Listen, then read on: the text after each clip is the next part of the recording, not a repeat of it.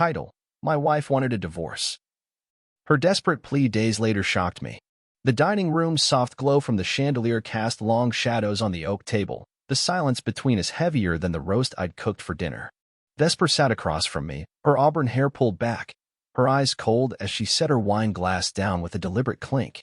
"I want a divorce, Thane," she said, her voice sharp, each word a calculated cut.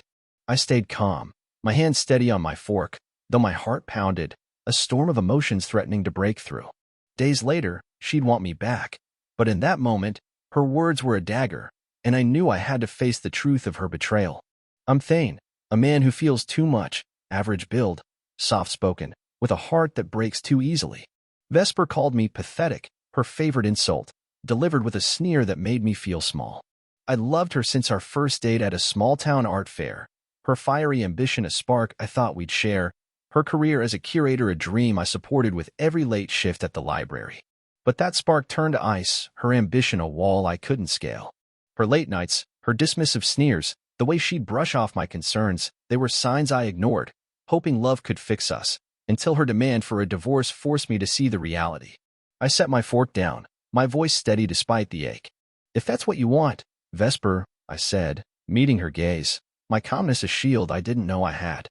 Her eyes narrowed, a flicker of surprise crossing her face. She'd expected tears, begging, the Thane she'd always controlled. "You're not even going to fight for us?" she asked, her tone mocking, as if my lack of reaction was a failure. I wanted to scream, to demand why, but I held back, the weight of her words a physical blow. "I'll call a lawyer," I said, standing, my legs shaky but my resolve firm, a defiance I'd never shown her before. I left the room, her sneer following me, and drove to Amos's place, my best friend who'd never trusted Vesper. His apartment, a cluttered loft above a diner, smelled of grease and paint, a refuge from the storm inside me. He opened the door, his face softening as he saw my expression. "What happened, Thane?" he asked, pulling me inside.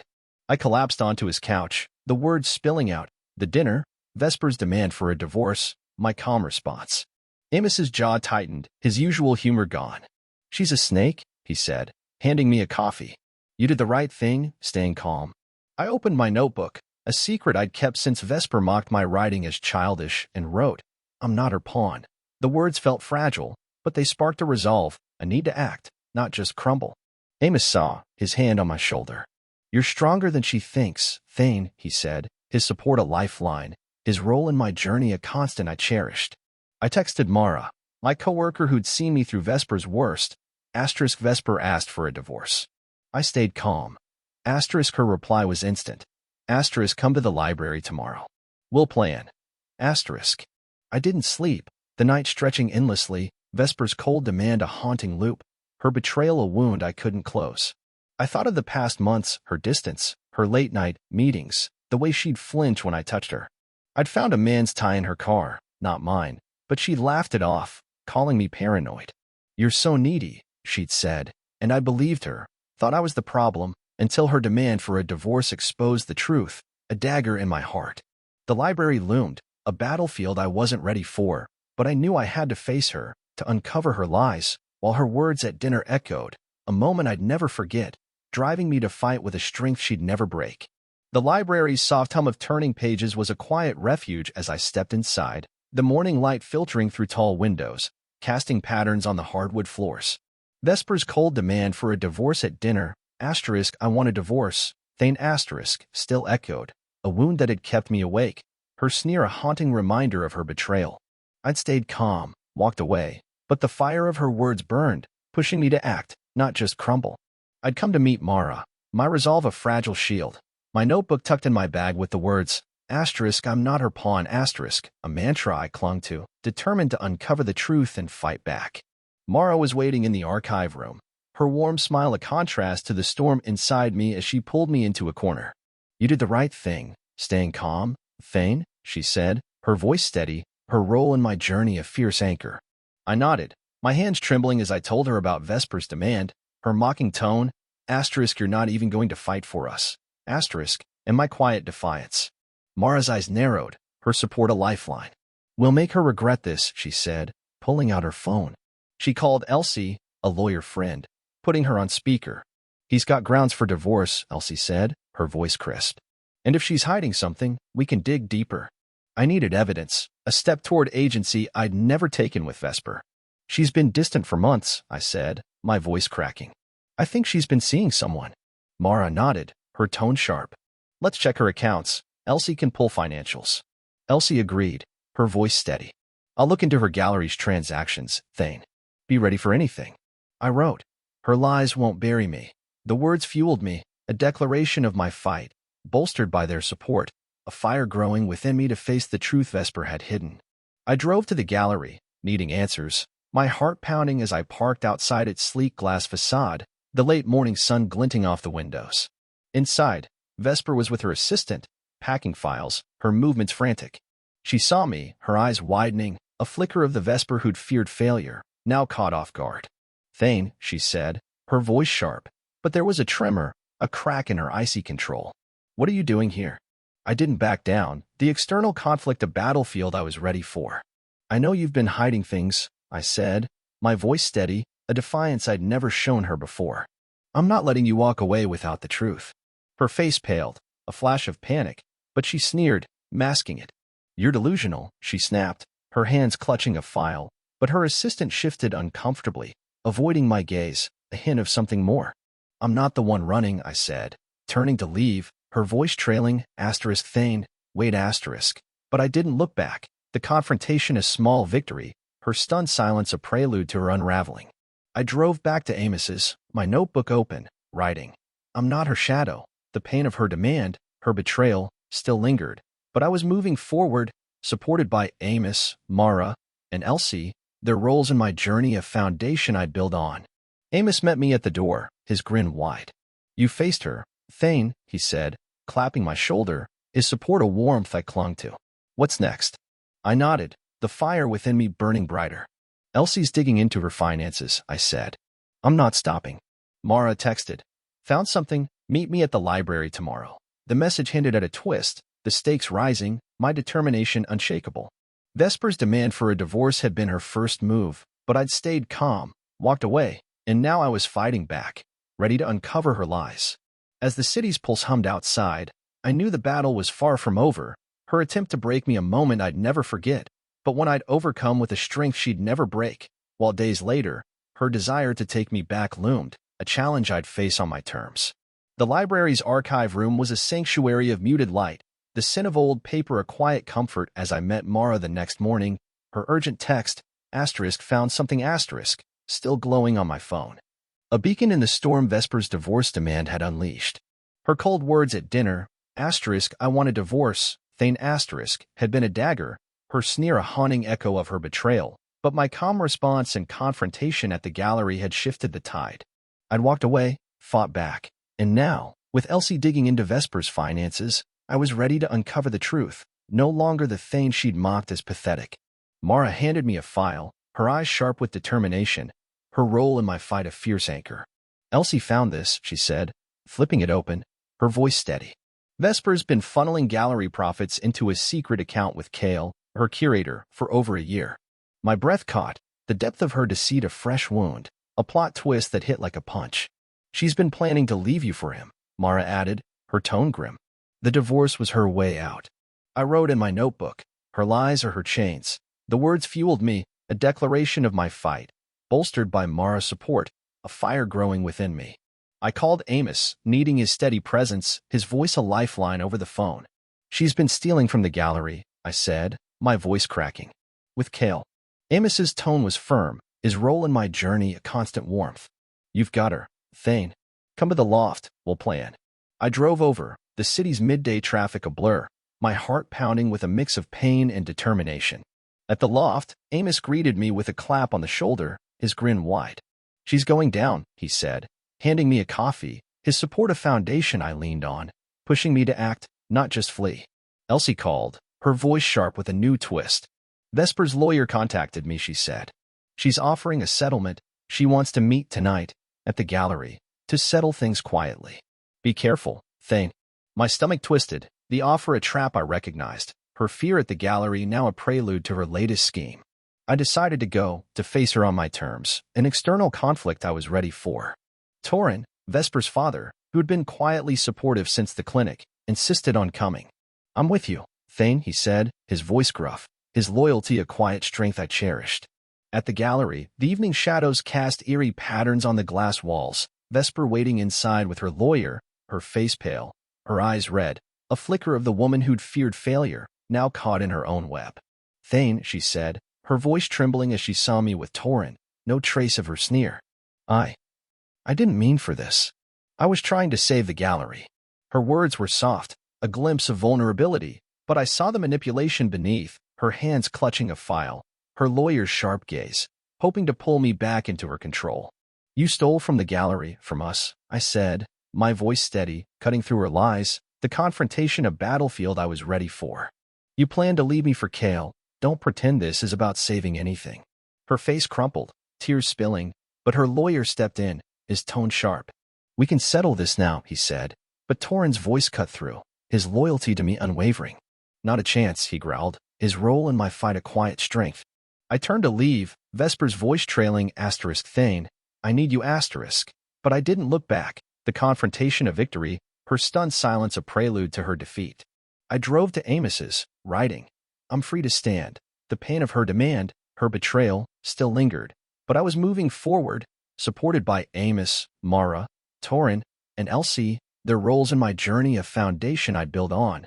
Ready to face her plea to take me back, a challenge I'd meet with a strength she'd never break. The city's evening glow cast a soft orange hue over Amos's loft, the hum of distant traffic a faint backdrop to the storm inside me, Vesper's desperate plea at the gallery, Thane, I need you a haunting echo of her crumbling control. Her demand for a divorce at dinner, her financial deceit with Kale, and now her attempt to settle quietly had only fueled my resolve, her stunned silence a crack in her icy facade. I'd walked away, confronted her with the truth, and now, with the court hearing approaching, I was ready to seal my freedom, no longer the Thane she'd mocked as pathetic.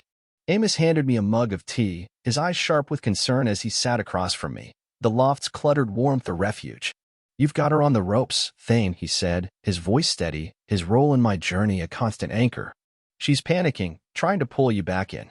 His words were a boost, his support a foundation I leaned on. I nodded, my resolve unyielding. I'm not stopping now, I said, my voice firm, a defiance I'd never shown Vesper before. I wrote, I'm free to stand. The words were a vow, a step beyond the pain, fueled by his encouragement and Mara's fierce guidance. Mara called, her voice urgent as I answered. We've got a twist, Thane, she said, her role in my fight a fierce beacon. Vesper tried to drain the secret account before we froze it. She transferred funds to Kale, but he's turned on her, giving us everything. My breath caught, the depth of her desperation a shock, her fear at the gallery now a prelude to her final deceit. She's at her parents' house, meeting Maris, Mara added. She's a mess, Thane. Be ready. I nodded, the stakes higher, my determination unshakable, ready to face her one last time. I drove to Torin and Maris's house, needing to confront her on my terms, an external conflict I was prepared for. Torin opened the door, his face grim, his loyalty to me unwavering despite his family's betrayal. They're in the den, he said, his voice low, leading me inside. Vesper sat with Maris, her face pale, her eyes red, a flicker of the woman who'd feared failure, now living it amidst family photos and Maris's cold glare. Thane, Vesper said, her voice trembling as she saw me, no trace of her sneer. I made a mistake. I want you back. Her words were soft, a glimpse of vulnerability, but I saw the manipulation beneath, her hands clutching a tissue, Maris's sharp nod, hoping to pull me back into her control. You made your choice, I said, my voice steady, cutting through her lies, the confrontation a battlefield I was ready for. You stole from the gallery, planned to leave me for Kale, and now you think you can just take me back? Her face crumpled, tears spilling, but Maris's voice cut through, her tone sharp. You're throwing away a good woman, she snapped, her defense of Vesper a betrayal in itself. Torin's voice was firm, his support a quiet strength. Enough, Maris, he growled, his role in my fight unwavering. I turned to leave, Vesper's voice trailing Thane, please but I didn't look back, the confrontation a victory, her stunned silence a prelude to her defeat. I drove to the library, my notebook open, writing. I'm free to choose, the pain of her demand, her betrayal with Kale, still lingered, but I was moving forward. Mara met me there, her hug fierce. Court's tomorrow, Thane, she said, her role in my journey a constant warmth. You've got this. Amos texted, asterisk proud of you, man. Finish it. Asterisk Torin called, his voice soft. You're stronger than she'll ever know, he said, a father's pride despite his daughter's betrayal. The court hearing loomed, a final battle to seal my freedom, but I was ready, armed with evidence, resolve, and a fire within, supported by Amos, Mara, Torin, and Elsie. Vesper's plea to take me back had been her last gambit, but I'd walked away, fought back, ready to forge a new path with a strength she'd never break. The courtroom's heavy air lifted as the judge's ruling echoed, granting me the house and a settlement from Vesper's gallery assets, her financial deceit with Kale exposed through his testimony, her fraud charges ensuring her downfall. Her desperate plea at her parents' house, asterisk I want you back, Thane asterisk, was a fading echo, her world of lies now in ruins, her stunned silence after my confrontation a moment that had marked her defeat. I'd walked away, fought back, and now, Thane, the man she'd called pathetic, stood victorious, a fire she couldn't extinguish burning within me, ready to forge a new path on my own terms. Elsie's final update came as I left the courthouse. Vesper's facing probation and restitution, she texted. Maris cut ties with her after Torin threatened divorce. You're free, Thane. A last twist. Vesper had tried to manipulate Maris into hiding assets, but Torin's ultimatum had severed their bond, leaving Vesper isolated, her fear at the gallery a glimpse of the woman who'd lost everything, her empire gone, Kale out of her life. I didn't linger on her pain. My focus was on the life I was building, one she couldn't touch, a new chapter born from the ashes of her betrayal.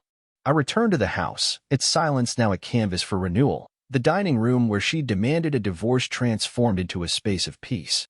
I turned my attention to the backyard, where I'd always found solace in tending the small vegetable patch Vesper had dismissed as pointless.